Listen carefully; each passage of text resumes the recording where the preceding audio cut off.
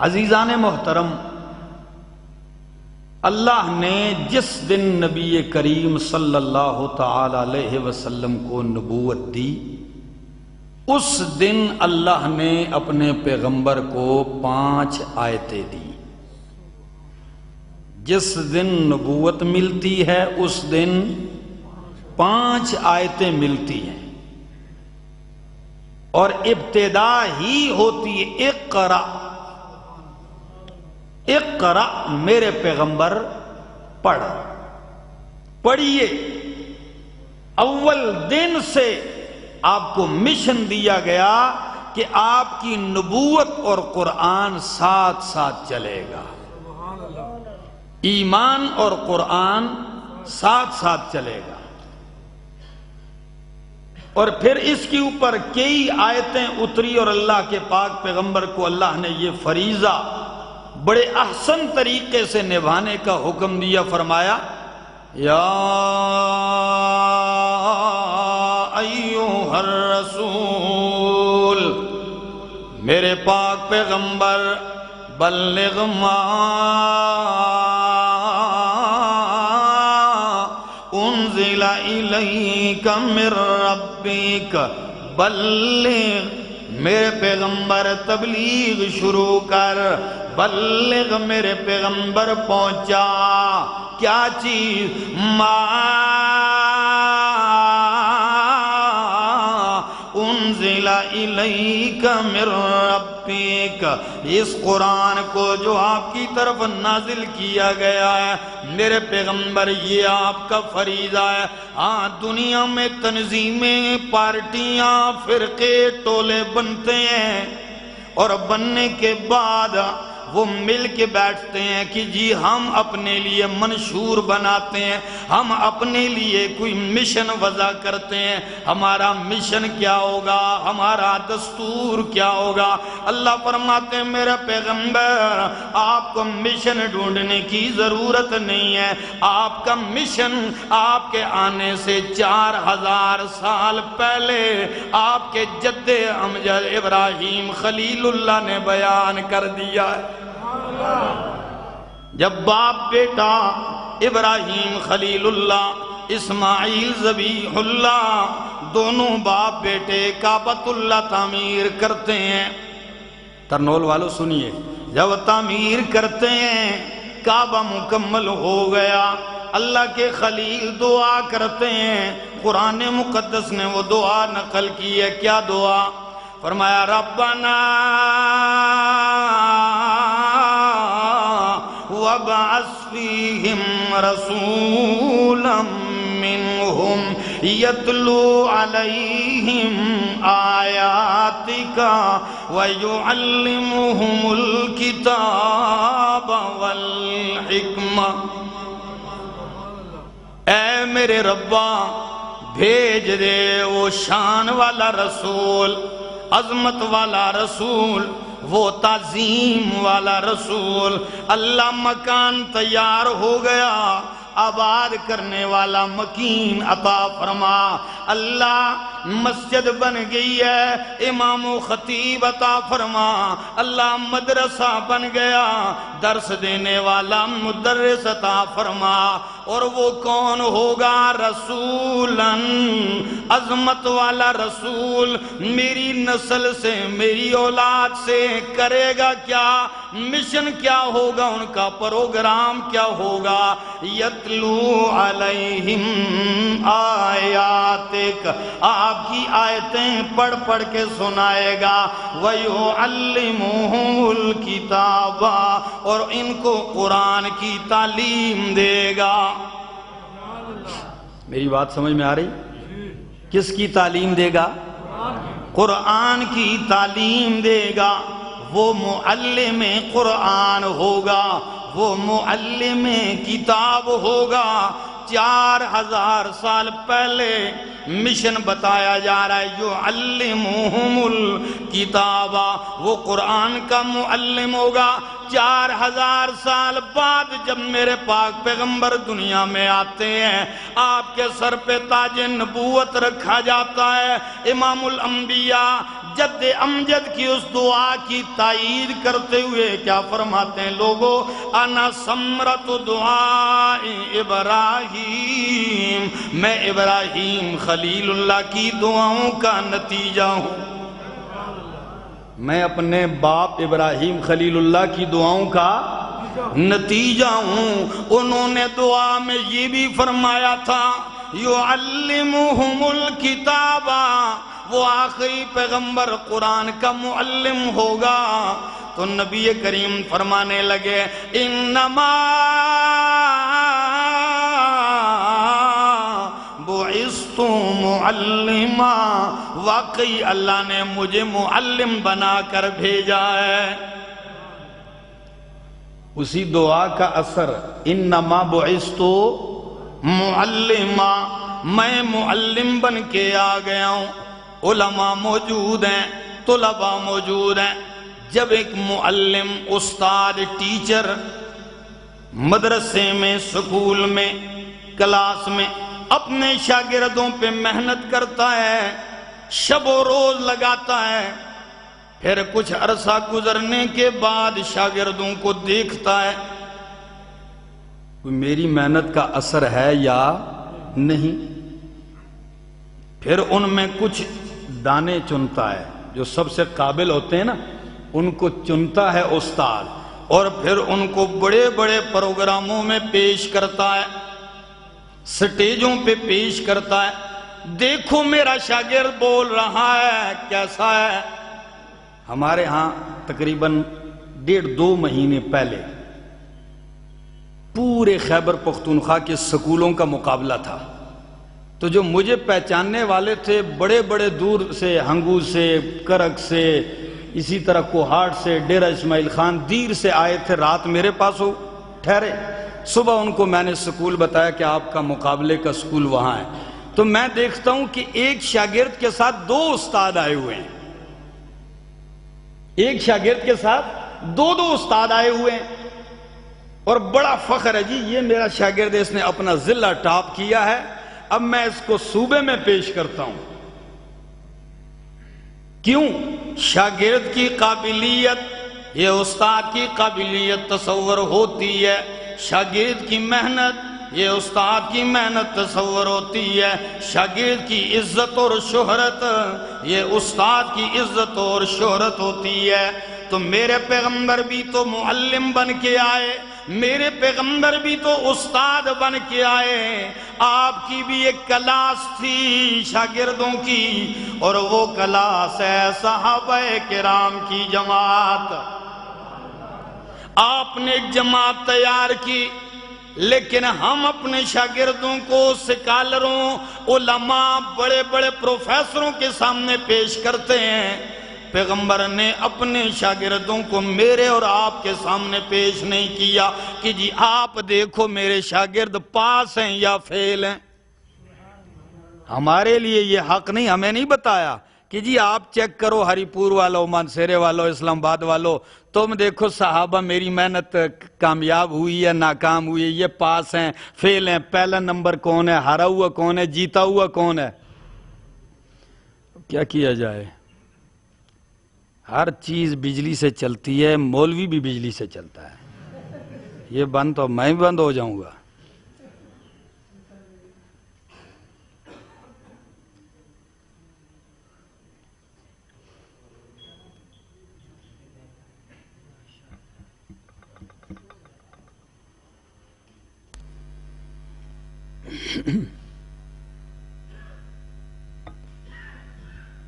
توجہ ہے؟ تو امام الانبیاء بھی معلم استاد تھے، آپ نے شاگردوں کو تیار کیا، لیکن میرے اور آپ کے سامنے پیش نہیں کیا کہ آپ تاثرات بیان کریں کہ یہ کیسے لوگ ہیں، کیونکہ نبی کو معلم اللہ نے بنایا تو نبی نے سب سے پہلے اپنے شاگردوں کو اللہ کی عدالت میں پیش کیا، فرمایا میرے ربا یہ میری محنت ہے، آپ دیکھیں میرے شاگرد پاس ہیں یا کہ فیل ہیں، کامیاب ہیں کہ ناکام ہیں۔ تو آئیے اللہ کا فیصلہ کیا آتا ہے، قرآن مقدس گواہ ہے. سنیے قرآن کیا کہتا ہے. اللہ نے کیا امتحان لیا؟ کیونکہ صحابہ کا امتحان لینے والا کون ہے؟ زور سے بولیے. اللہ ہے. امتحن اللہ قلوبہم للتقوی. اللہ نے امتحان لیا. نتیجہ کیا آیا؟ آئیے سنتے جائیے. قرآن کہتا ہے اولئک علی ھدی من ربہم. میرے پیغمبر آپ کے سارے شاگرد ہدایت یافتہ ہیں. اولئک ھم المفلحون. آپ کے سارے شاگرد پاس ہیں. اولئک ھم الفائزون. آپ کے سارے شاگرد منزل مقصود پہ پہنچنے والے ہیں. اولئک ھم الراشدون. آپ کے سارے شاگرد طالب العلم رشد و ہدایت والے ہیں. اولئک ھم المؤمنون حقا. آپ کے سارے شاگرد سچے اور پکے مومن ہیں. اولئک ھم الصادقون. آپ کے سارے شاگرد سچے ہیں، صادق اور امین ہیں. اولئک ھم الصدیقون. آپ کے سارے شاگرد سچے ہی نہیں بلکہ سچوں کے امام ہیں، سچوں کے سردار ہیں. سارے صدیقین ہیں. میں مانتا ہوں صدیقین ایک نہیں بہت سارے ہیں، مگر صدیق اکبر ایک ہے. صدیقین بہت ہیں، صدیق اکبر ایک ہیں. کبھی قرآن کہتا ہے اولئک حزب اللہ. اے میرے پیغمبر یہ شاگرد آپ کے ہیں، یہ جماعت میری ہے. شاگرد آپ کے ہیں، پارٹی میری ہے. شاگرد آپ کے ہیں، فوجی میرے ہیں. اولئک حزب اللہ. یہ اللہ کا لشکر، اللہ کا گروہ، اللہ کی پارٹی ہے. قرآن مقدس نے اب اندازہ لگائیے شاگردوں کا یہ حال ہے. سنیے قرآن کیا کہتا ہے. قرآن کہتا ہے حبب الیکم الایمان وزینہ فی قلوبکم. میرے پیغمبر آپ کے شاگرد تو اتنے اونچے ہیں، ان کے دلوں میں ایمان آیا، ایمان مزین ہو گیا. اللہ نے ایمان کو مزین کر دیا، خوبصورت بنا دیا ان کے دلوں میں. اور کبھی اس لفظ پہ غور کیا؟ فرمایا اولئک کتب فی قلوبہم الایمان. میرے پیغمبر آپ کے شاگردوں کے دلوں پہ ایمان میں نے خود لکھ دیا ہے. میں لکھوں مٹ جائے گا، آپ لکھیں مٹ جائے گا، لیکن اللہ لکھے تو اسے کوئی مٹا سکتا. فرمایا رضی اللہ عنہم ورضوا عنہ. اللہ ان سے راضی ہے، اللہ سے راضی. آپ طلباء موجود ہیں، آپ کو پتا ہے رضی اللہ عنہم یہ کتنا بڑا اعلان ہے، کتنا بڑا انعام ہے میرے پیغمبر کے شاگردوں کے لیے. ساری کائنات کو یہ اعلان جنت میں جانے کے بعد سنایا جائے گا. کیا ایسے ہے کہ نہیں؟ سنیے کیسے. جب جنتی جنت میں چلے جائیں گے، اللہ فرمائیں گے کیا چاہیے میرے بندو؟ وہ کہیں گے اللہ ہمیں اور کیا چاہیے؟ جنت مل گئی، حور و قصور مل گئے. اللہ فرمائیں گے، بخاری کی روایت ہے، علامہ صابونی نے صفوۃ التفاسیر میں نقل کی ہے، کیا فرماتے ہیں اللہ اعلان کریں گے جنت میں، احل علیکم رضوانی فلا اسخط علیکم بعدہ ابدا۔ او جنتیو، آج میں نے تمہیں اپنی رضا عطا کر دی ہے، میں تم سے ایسے راضی ہو گیا ہوں کہ آج کے بعد میں تم سے کبھی ناراض نہیں ہوں گا۔ باقیوں کے لیے تو جنت میں کہا جائے گا، لیکن میرے نبی کے شاگردوں کو دنیا ہی میں کہہ دیا رضی اللہ عنہ۔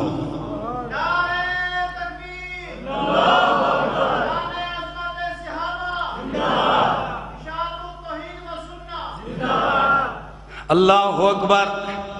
قرآن مقدس نے چونکہ نبی معلم بن کے آئے، آپ کے شاگردوں کی جماعت تیار ہوئی، قرآن مقدس نے ان کا ایسا تذکرہ کیا، ایک نہیں، قرآن نے سب کی صفائی بیان کی ہے۔ اور کبھی کبھار استاد شاگرد میں آ جاتی ہے بات، استاد غصے بھی ہو جاتا ہے، استاد ڈانٹ بھی لیتا ہے، استاد کبھی کبھی ناراض بھی ہو جاتا ہے، لیکن تیرے شاگرد میرے پیغمبر اتنے اونچے ہیں، جب آپ ان سے ناراض ہوتے ہیں تو ان کی سفارشیں اللہ کرتا ہے۔ اتنے اونچے ہیں، جب آپ ان سے ناراض ہوتے ہیں تادیباً تو اللہ فوراً سفارش کرتے ہوئے کیا فرماتا ہے؟ فاعف عنہم واستغفر لہم وشاورہم فی الامر۔ میرے پیغمبر معاف کیجئے، کیا کیجئے؟ معاف کر دیجئے، درگزر کر دیجئے۔ اور ساری کائنات کے لوگوں کے لیے اللہ کے پاک پیغمبر نے اعلان فرمایا لا تسبوا اصحابی، میرے صحابہ کو برا بلا مت کہو، میرے صحابہ کو برا نہ کہو۔ ہم لوگ معنی پتہ ہے کیا کرتے ہیں ہمارے لوگ؟ لا تسبوا، گالیاں نہ دو، نہیں، سب کا معنی گالی نہیں ہوتا، گالی کے لیے لفظ آتا ہے شتم۔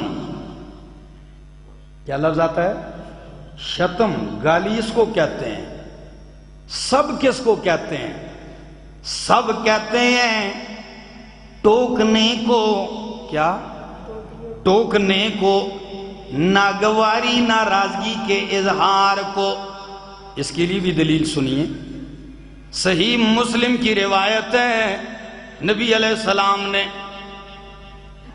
تبوک پر صحابہ کو بھیجا، وہاں ایک چشمہ تھا، فرمایا خبردار جب تک میں نہ آؤں تو چشمے کے پانی کو ہاتھ بھی نہیں لگانا، کسی نے نہیں لگانا۔ ٹھیک ہے جی۔ جب صحابہ کرام پہنچے آگے تو 2 صحابہ ان میں سے آگے بڑھ کے انہوں نے پی لیا، ہاتھ بھی لگا لیا۔ جب نبی علیہ السلام آئے تو وہاں لفظ استعمال کیا ہے، حدیث کے الفاظ ہیں، فرمایا جب نبی کریم کو پتا چلا یہ 2 آگے بڑھے ہیں، انہوں نے پانی کو استعمال کیا، تو وہاں لفظ کیا ہے؟ فَصَبَّهُمَا النَّبِيُّ، نبی کریم نے ان دونوں کو، کوئی معنی کر سکتے گالیاں دی نعوذ باللہ؟ یہ آپ کے اسلام آباد کے مولوی تو نہیں ہیں جو گالیاں قرآن سے ثابت کرتے ہیں؟ نہیں سمجھے؟ کسی نے اس سے کہا مولانا صاحب آپ گالیاں دیتے ہیں، نے کہا میں گالیاں نہیں، قرآن تے کی ساویدہ گالیاں کڑیاں اُتُلِّم بَعْدَ ذَلِكَ زَنِيمٍ۔ بات سمجھ میں آ رہی؟ یہاں کیا معنی کرو گے؟ فَصَبَّهُمَ النَّبِيُّ، نبی کریم نے ان کو ٹوکا، ناگواری اور ناراضگی کا اظہار فرمایا، تو ہمیں فرمایا لا تسبوا اصحابی، لوگوں بعد میں آنے والوں تم میرے صحابہ پہ ناراضگی کا اظہار بھی نہ کرنا۔ گالیاں تو دور کی بات ہے، تمہیں تو ناگواری کا حق بھی نہیں ہے۔ فرمایا تم اگرچہ بڑے بڑے متقی بن جاؤ، پرہیزگار بن جاؤ، ساری دنیا کے لوگوں، اگر تم احد پہاڑ جتنا سونا بھی خرچ کرو تو میرے صحابہ کی ایک مٹھی یا آدھے مٹھی خرچ کرنے کے برابر بھی نہیں ہو سکتے ہو۔ تو کہاں ایک مٹھی، آدھا مٹھی، اور کہاں احد پہاڑ؟ معلوم ہوتا ہے کہ صحابہ کرام نبی کی صحبت اور سنگت کی وجہ سے اتنے اونچے درجے پہ فائز ہو چکے کہ بعد کے لوگ ان تک پہنچ سکتے ہی نہیں ہیں۔ اور سنیے دوسری حدیث، اللہ کے پاک پیغمبر نے فرمایا اللہ اللہ فی اصحابی، لوگو اللہ سے ڈرو میرے صحابہ کے متعلق، اللہ اللہ فی اصحابی لا تتخذوہم من بعدی غرضا، میرے بعد ان کو تان و تشنیع کا نشانہ نہ بنانا۔ کیوں؟ اس لیے من احبہم فبحبی احبہم، جو صحابہ سے محبت کرے گا تو وہ میری محبت کی وجہ سے کرے گا۔ اس لیے صحابہ سے ہم محبت اس لیے کرتے ہیں کہ ہمیں نبی سے محبت ہے۔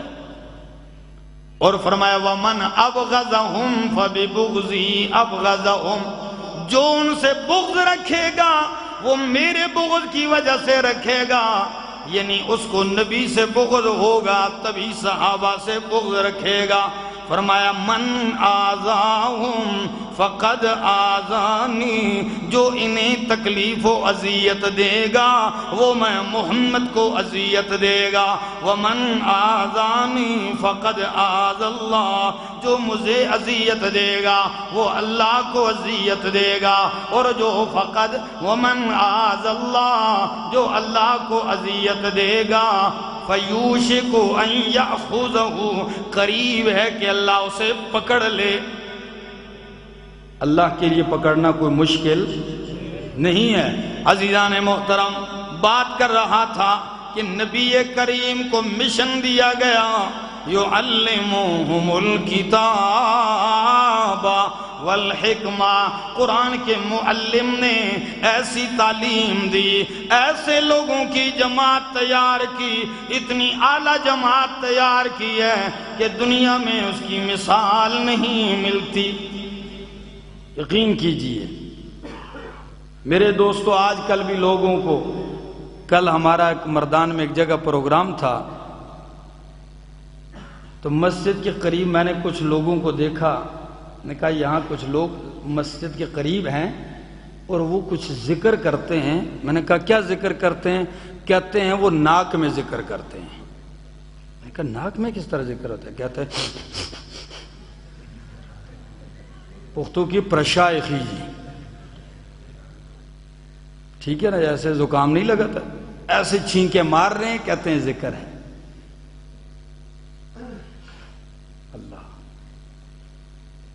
اور کچھ لوگوں کو آپ نے ذکر کرتے ہوئے یہ ایسے بھی دیکھا ہوگا کہ مسجد میں پگڑی وہ جا رہی ہے، بال بکھرے ہوئے ہوا میں ٹانگیں کی ہوئی ہیں، آدمی حیران رہ جاتا ہے کہ اس کو کہیں کرنٹ لگ گیا بجلی کا، یا اس کو کوئی جن چمٹ گیا ہے، کوئی جن چڑھ گیا ہے اس کے اوپر، کیا ہو گیا ہے اس کو۔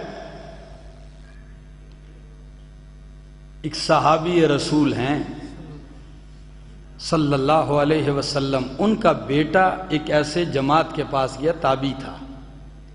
وہ لوگ پہلے آواز دیتے کہ سبحان اللہ کہو تو شور ہو جاتا، الحمدللہ شور، اور کبھی ذکر کرتے کرتے بے ہوش بھی ہو جاتے، وہ ٹانگیں مار رہے ہیں، گر رہے ہیں ادھر ادھر۔ گھر میں آ کے اپنے والد گرامی سے کہنے لگا ابو جی میں نے بڑے متقی قسم کے لوگ دیکھے ہیں، بڑے تقوی دار، اللہ کی محبت میں بس بے ہوش بھی ہو جاتے ہیں۔ بس جب آپ نے یہ سنا تو فوراً کا خبردار آئندہ ادھر نہیں جانا، سن لے بیٹا خبردار، آئندہ ان لوگوں کا رخ نہ کرنا، یہ سب دھوکے باز اور فراڈی ہیں، اس لیے کہ یہ حالت، یہ کیفیت صحابہ پر طاری، جن کی محفل میں جبریل آتا جاتا ہے، جن کی موجودگی میں قرآن اترتا ہے، جن کو رب کا سلام آتا ہے، کبھی ان پہ ایسا وجد نہیں آیا۔ اس کو کہتے ہیں وجد، وجد میں آ گیا۔ امام ابن تیمیہ رحمہ اللہ نے فرمایا کہ ان لوگوں کو وجد جو ہے نرم کارپیٹوں پہ آتا ہے، نرم بستروں پہ۔ پتہ تو تب چلے گا جب ان کو مسجد کی تیسری منزل کی دیوار پہ بٹھا دو، پھر دیکھتے ہیں وجد آتا ہے کہ نہیں آتا، دیکھتے ہیں کس طرف گرتے ہیں۔ میرا دوست، ہمارے لیے معیار ہیں صحابہ، کیا؟ فَإِنْ آمَنُوا بِمِثْلِ مَا آمَنْتُمْ بِهِ فَقَدْ اهْتَدَوْا۔ اگر میرے صحابہ کی طرح ایمان لاؤ گے فَقَدْ اهْتَدَوْا، ہدایت پا جاؤ گے۔ فرمایا اگر وہ ان کی طرح ایمان لے آئے فَقَدْ اهْتَدَوْا، ہدایت پا گئے۔ اور نبی کریم نے بھی فرمایا انہی کی اقتداء میں بھلائی ہے، علیکم بسنتی وسنت الخلفاء الراشدین المہدیین، تمسکوا بها وعزوا علیہا بالنواجذ وإیاکم ومحدثات الامور فإن کل محدثۃ بدعہ وکل بدعۃ ضلالہ وکل ضلالۃ فی النار۔ فرمایا میری سنت اور میرے خلفاء کی سنت، تو اللہ کے نبی نے صحابہ کے طریقے کو سنت کہا ہے۔ کیا کہا ہے؟ سنت کہا ہے۔ ہمارے ہری پور کے پاس کارخانے کا ایریا ہے ہتار، وہاں ایک آدمی تھا، ہمارے کسی طالب العلم سے ملا، نے کہا بہت اچھا آدمی ہے، بس نماز نہیں پڑھتا۔ میں نے کہا بھائی وہ کیوں نماز نہیں پڑھتا؟ ملاؤ ان سے۔ اس سے پوچھا گیا تو کہتا ہے میں نماز اس لیے نہیں پڑھتا ہوں کہ قرآن کہتا ہے لا تقربوا الصلاۃ وانتم سکارا، جب تم نشے میں ہو تو نماز کے قریب۔ تو میں نے کہا بات تو ٹھیک ہے۔ کہتا ہے سکارا کا مطلب آپ لوگ نہیں سمجھے۔ میں نے کہا کیا؟ کہتا ہے ہم عشق الہی کے نشے میں ہوتے ہیں 24 گھنٹے، ہم 24 گھنٹے عشق الہی کے نشے میں ہوتے ہیں۔ اب ایسے معنی کرتے ہیں، اپنے لیے دلیل بھی ڈھونڈتے ہیں، لیکن ہم نے تو ان لوگوں کو پرکھنا ہے، صحابہ کی جماعت کو معیار سمجھ کے۔ کیا نبی کے صحابہ کو اللہ سے محبت نہیں تھی؟ کیا نبی کو نہیں تھی کہ 2 کاندھوں کا سہارا لیے ہوئے مسجد جا رہے ہیں؟ میرا دوست، اللہ رب العالمین ہمیں صحابہ کی جماعت سے محبت کرنے کی توفیق نصیب فرمائے، ان کے اچھے اخلاق اپنانے کی توفیق نصیب فرمائے۔ اللہ سے دعا ہے اللہ عمل کی توفیق عطا فرمائے۔ آخر دعوانا ان الحمدللہ رب العالمین۔